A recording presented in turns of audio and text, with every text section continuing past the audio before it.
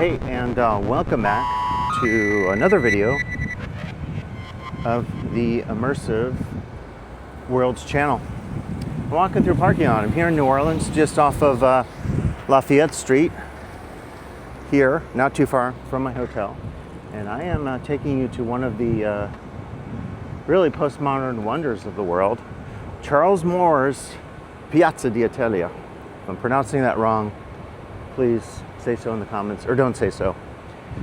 Yeah, so wanted to show you this site and kind of just what it's become and maybe what its purpose is and how it has remained or not remained a site of significance in terms of really postmodernism. So let's see, I think to enter we're going to go this way maybe. This also lights up at night, and maybe it'd be worth a trip to check out at night. It's a really cool part of New Orleans, in the warehouse district, kind of just, I think that way's the French Quarter, but not too far from my hotel. And you know, New Orleans is such a cool city because there's just this feeling of authenticity.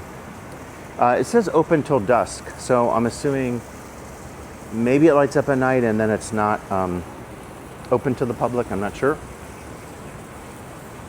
I'm not an expert on Charles Moore, but I know the significance of the site, and I didn't realize there were fountains here. There was a restoration done.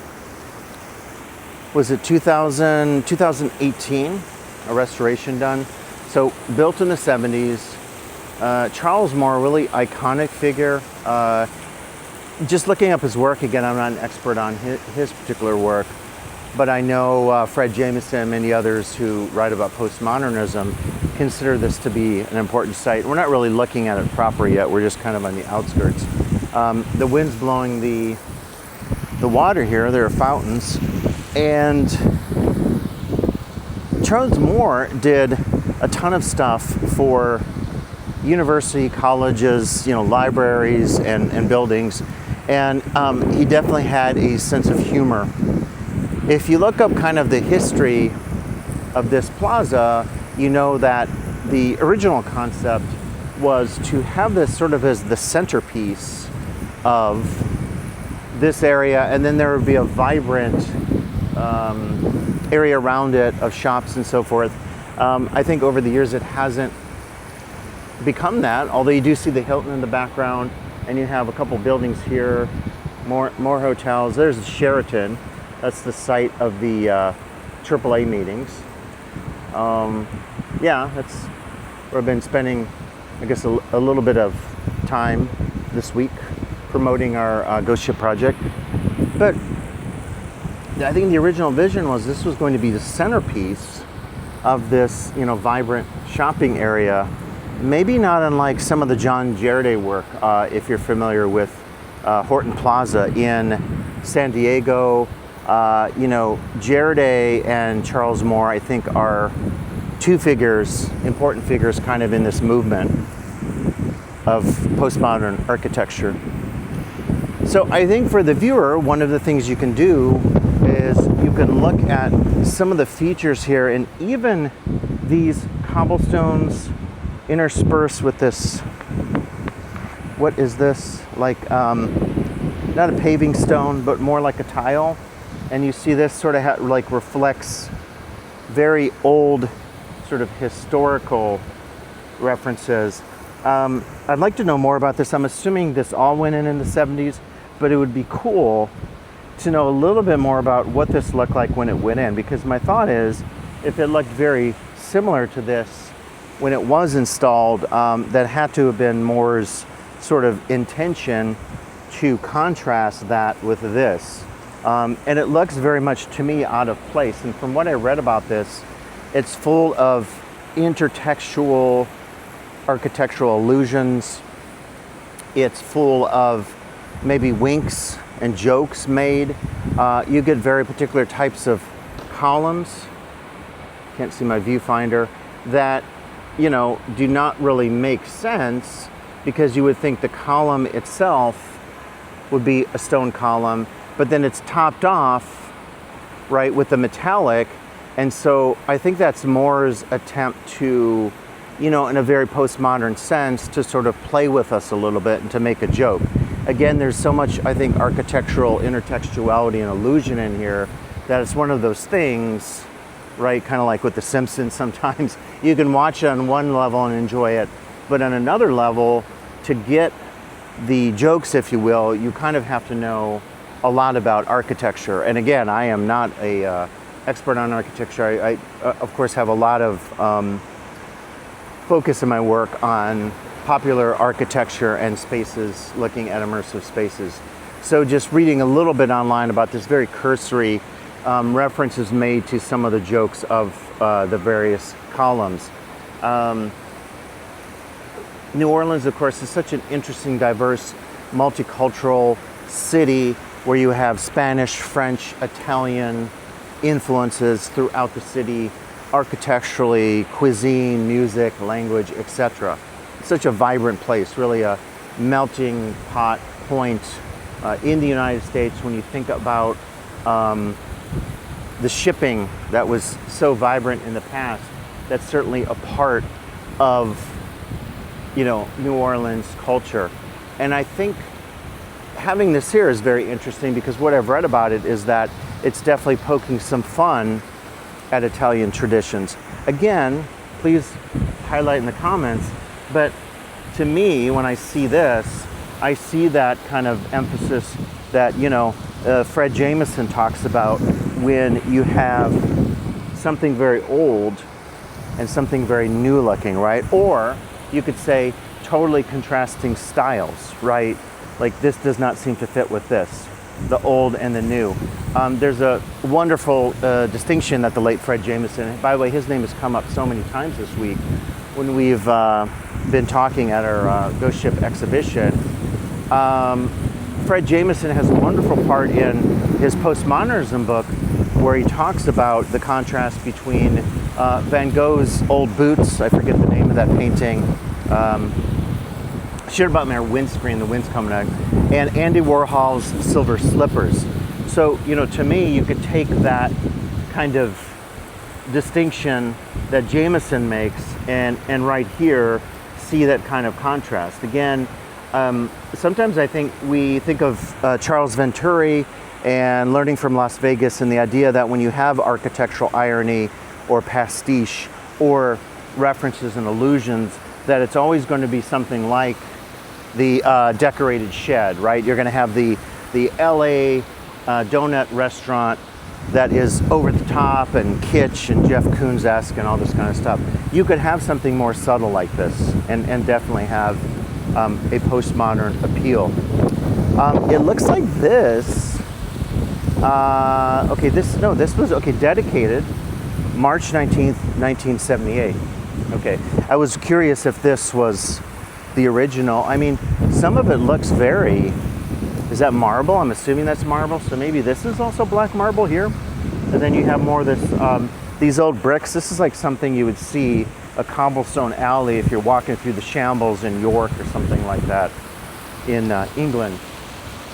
I don't know the full extent, the intent of, the fountains and so forth, but it definitely, if you look at just the geometry here, you have sort of this arc here, right? And you have, I don't know if this was part of the original in 78, but then here you have this very irregular, right?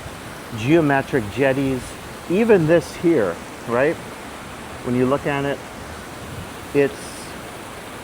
these are very, they give you maybe a feel of, reminds me a little bit of some of Liebeskind's work actually, with the angularity and how things are not, they're a bit unsettling here. Just look at some of these corners and angles, right? And materials. So I think actually right here, you get a very nice, if you just look from this point down to there, you get a very nice sort of sense of postmodern geometry, angularity, use of materials. Again, look at how contrasting you have if that's black marble to the white marble to that stone and mortar. Look at the color of that mortar versus that mortar, right? I mean, that right there, and just if you do this angle here, You don't see a lot of straight lines. You don't see angles that match up in the eye in terms of your sight lines to be able to really appreciate in like in a traditional sense from, say, maybe other more minimal spaces or spaces that encourage us to sort of dwell and have peace in even the angles and the materials. So this one I find quite fascinating in that sense. And the same thing happens here. And even that little jetty thing here, you sort of have this one, and look here, look at the materials. I mean, this is absolutely fascinating to me. I'm looking at things and the flow of the water around here with these angles, right? And then look at this angle here. Look at that, these geometric shapes. If you're teaching geometry, you could literally come out here and try to map this out or draw this. This would be wonderful to draw because, again, you have this jetty here, which does not conform to any kind of traditional geometric shape, right? It's not curved, right? We definitely get these very sharp angles. In fact, let's look for curves. The curves I see are here and there, the arch or arc. There's curves here, there's curves here. Straight lines, curve there, curve there. But look at all this, right? And this is like, would that be like the Rialto fountain? Which fountain would this be like in Italy? I feel like it would be. Again, don't hold me to my fountain knowledge. I'm bad on fountains in general, and I know nothing of Italian culture. But if that's like your traditional fountain, it seems, we can go around this side in a bit, but it seems very traditional, sort of how the water flows. But look when it hits those, more of these jetties. These are so darn irregular and absolutely baffling and crazy to me. So you have this shape with this mortar, right? Again, different colors of mortar. And these bricks, they look very weathered to me. I'm curious about when these were put in, what they look like. I'll try what they look like in '78. I want to try to look up some original images. But then look when we get this one here. Again, it's from the black material or bluish material. And look at that shape to contrast with this. What would you say is the relationship between the two geometric shapes? And then on top of that, you get another one, totally different material that also has the embedded brick. So to me, it's fascinating and uncanny to see a structure like this where you have so much contrast, again, in the angularity of the geometric shapes, and then the use of materials. And this is not like offbeat patterning. It's not like something, you know, an offbeat patterning, there's often stylistically or materially or in terms of color or tone of the materials, something changes in the patterning, but there's still sort of a semblance of the whole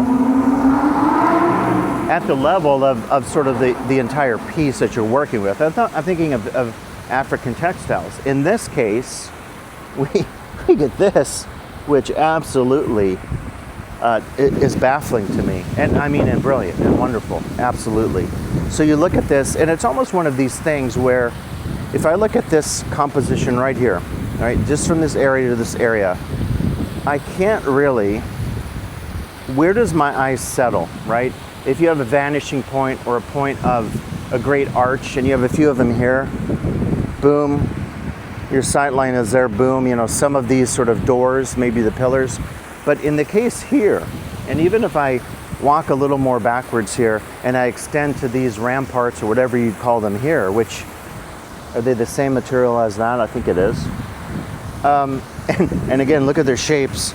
I mean, you don't really have a natural place where your eye lands. Now, maybe you say it's that white object in the middle, but when I stare at that, I sort of, again, get this feeling of, you know, it doesn't cause me to dwell or to rest on that from the sense of it either being geometrically significant or materially significant. So for me, you know, there's this play between the sight lines you see in this kind of area and then the arches here, right, where we have arcs or arches, whatever you want to call them.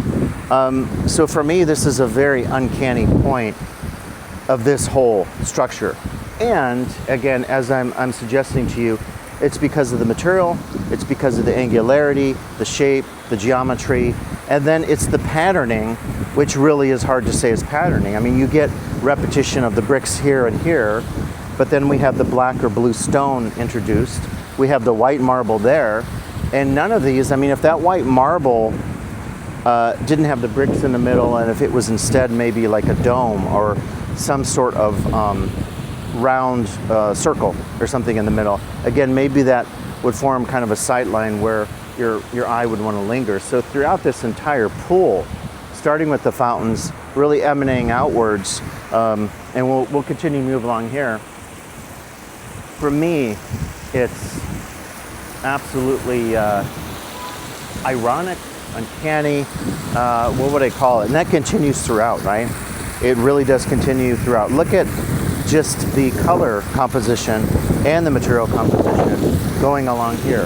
I mean, at least here you have something somewhat traditional where you go 1, 2, 1, 2, 1, 2 in terms of those materials, which again have kind of a pattern element to them when you see them in their totality. But man, once you start looking at these ramparts here, once you start looking at the flow of the water, and again, the water is flowing from the fountain, and there are these sort of offshoots here, and then you get almost like these jetties in the various, like they're almost like tide pools in a natural, that would be in a natural space. But it really, I think, challenges you just as a viewer when you look right here or you look from here and you're trying to maybe make sense of it visually. Now, around here, we do get, again, I keep looking for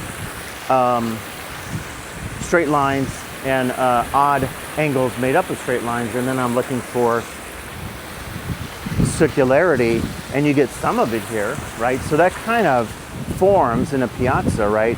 You have the main fountain over here, and then encircling the fountain, right, you have that kind of maybe very peaceful, the encircling. And then another is here, and it starts right about at this water feature.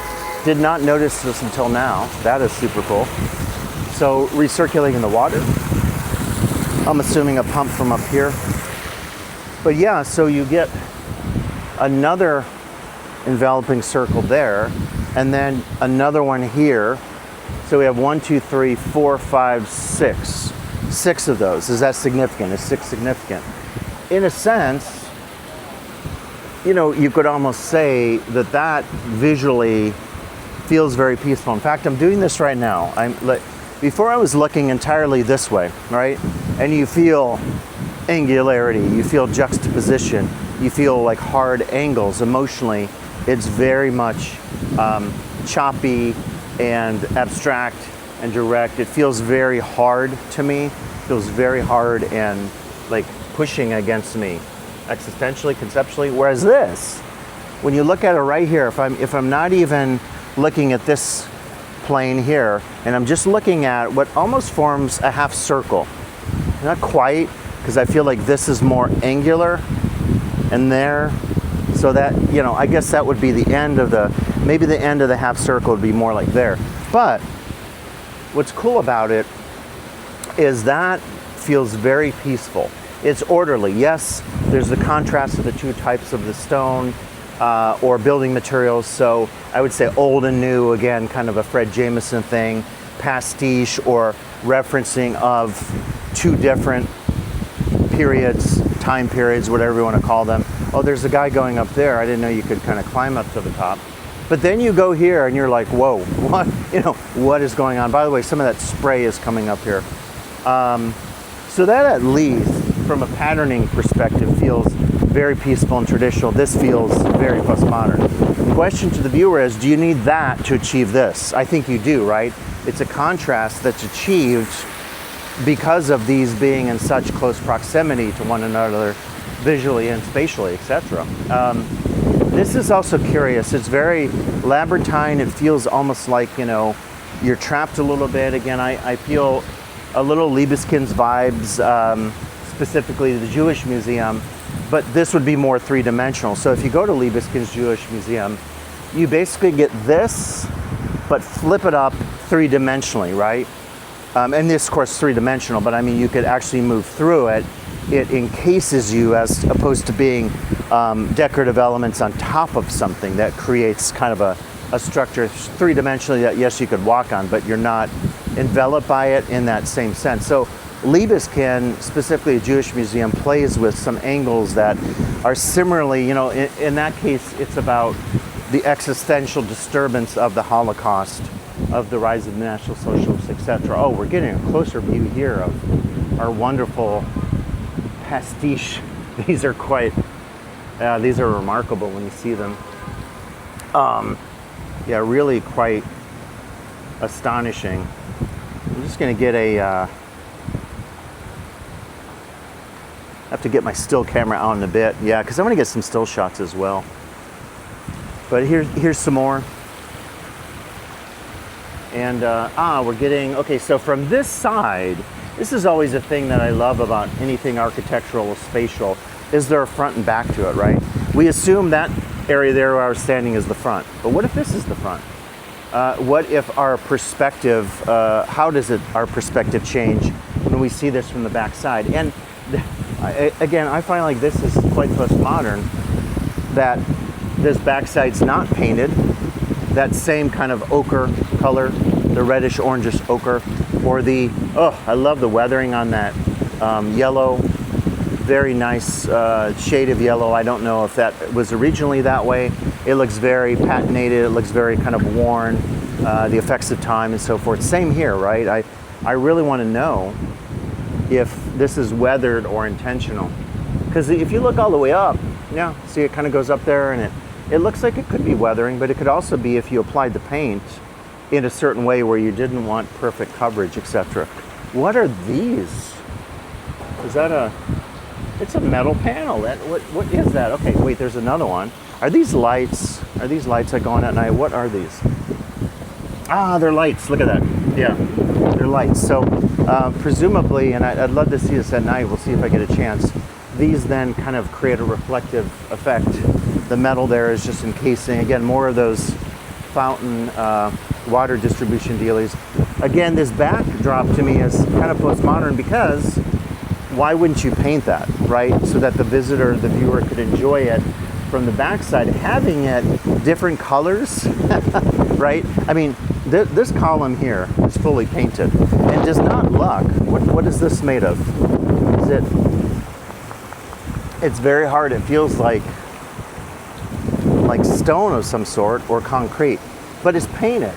So, right, why would you paint the front side of this arc, semicircle, half circle, quarter circle, whatever it is, and not paint the back side? So that I think is very, this is also a bit uncanny. This kind of covering here, what is going on? And we're reproducing, the repetition of that material here. But what a strange thing.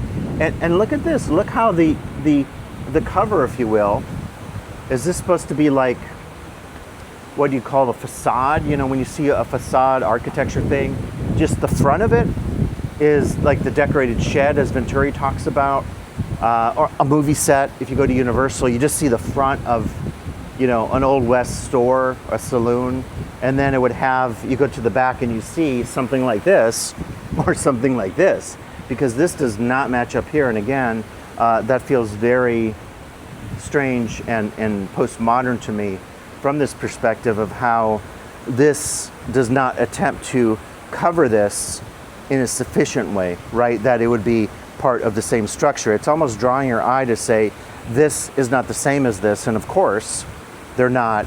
But if this was an Italian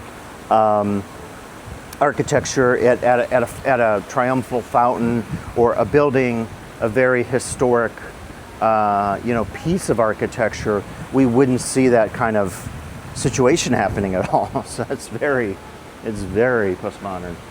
Here it appears to be maybe a gallery or something back here.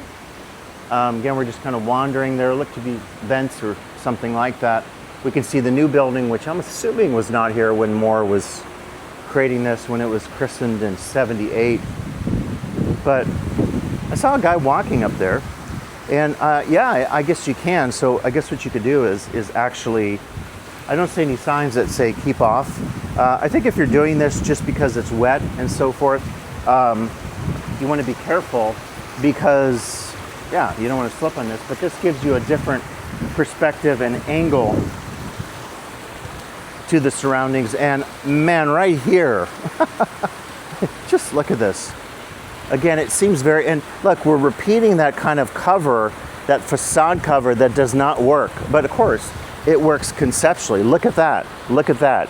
All very similar in that you have a substance that's not the same as that of the pillar. So the pillar is created here. You have a base that deliberately is not the same color as the base. And then you have a facade cover that's more of that black or blue marble that we see dotting the various areas here around the piazza. So, I mean, I just find it, oh, got to really watch my step here.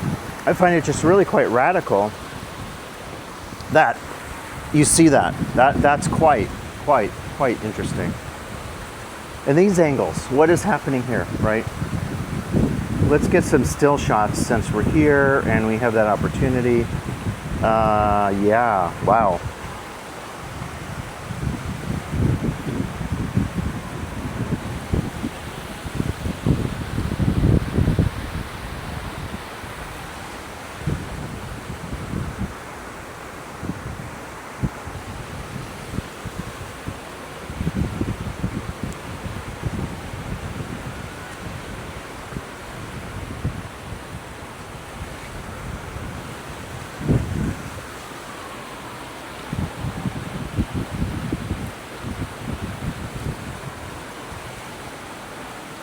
Yeah, I think truly there's so much to take in here as a space from a conceptual standpoint. You know, I'm even looking at the backside, and of course, Moore knows that as you walk around here, you're going to be viewing from this angle.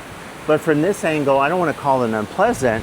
You don't get the right. You don't get the same color that you see on the front side of these columns and these archways and these other features. Again, we're introduced to this facade work, and look here, we have another color of marble. We have the brown. Didn't even notice that. So we have white, blue, gray, black, and the brown red. Yeah, wow, what a strange concoction. When you look at these together, you just see so much there that has that sense of postmodernism, the harsh juxtaposition of material, of form, of color, of time, of old and new, of things that resemble one another in one context or form, like maybe shape, but not in material, or material, but not in shape. And it's all kind of thrown together for us to enjoy. The fountains add to this. The most traditional part for me, if we take out these, what I'm calling the facade overlays of the fronts, it's right here, right? The backdrop looks very, maybe artificial. Could that be part of an Italian building, perhaps? The columns look pretty legit, you know, if they were classical or whatever. But then we have the lights at the top, but even the arch up there, it really does appear as if it's, you know, has some semblance of making sense. But then as we start to move down, right past that water, everything goes, right? Everything just goes crazy and mad. And it's like, this is Brahms, some string quartet, and then boom, right now we get to free jazz or whatever, right? So there's no transition point. There is no transition. You might say the water is a transition, but the water really doesn't transition, because look what it does. It flows there where we get this very traditional form, and then it explodes out here. It goes all different directions. It goes this way, it goes that way. It's recirculating through these features here. So I mean, it's just absolutely, yeah, a super duper uncanny space when you think about it. So I'm blown away, folks. I've sort of just been talking here for half an hour, but I really just wanted to take this in, and this is the first time I've seen Piazza d'Italia by Charles Moore, the famous late architect, here in New Orleans. a good number of people coming here. I don't know who comes to see the Piazza. I don't know who is interested, but I'm happy to see that people come and view it. I don't know the status of it, who maintains it, but it's certainly stunning and provocative, and absolutely, I think, something that if you're in New Orleans, if you're a fan of architecture, you absolutely must come and see it, and again, kind of take it in and try to understand emotionally what it does to you. And by the way, if you're a visual artist or a sculptor, wow, I mean, you could really get a lot of sensibilities here, I think, just kind of dwelling and looking and considering everything here. Piazza d'Italia, Charles Moore, remarkable, stunning, emotional, uncanny, jarring. We even have here, good place to close, right? These kind of smiling. I think I read that's Charles Moore, so I think that is. I'll look it up, correct me if I'm wrong in my comments, but I think it's Charles Moore. So maybe again poking fun at this tradition as if he is a figure from Italian culture hundreds of years ago. People here taking photos. Great place to take photos. The sun's just starting to set here. We got some beautiful light rays. You get all of New Orleans here in the backdrop. Charles Moore, his wonderful piece. Public art, whatever you want to call it, this piazza in New Orleans. So as usual, thanks for listening. Please, when you come to New Orleans, visit Piazza d'Italia and take it all in, enjoy it as I have enjoyed it today. Thank you for listening, and please come back for additional videos here on the Immersive Worlds channel.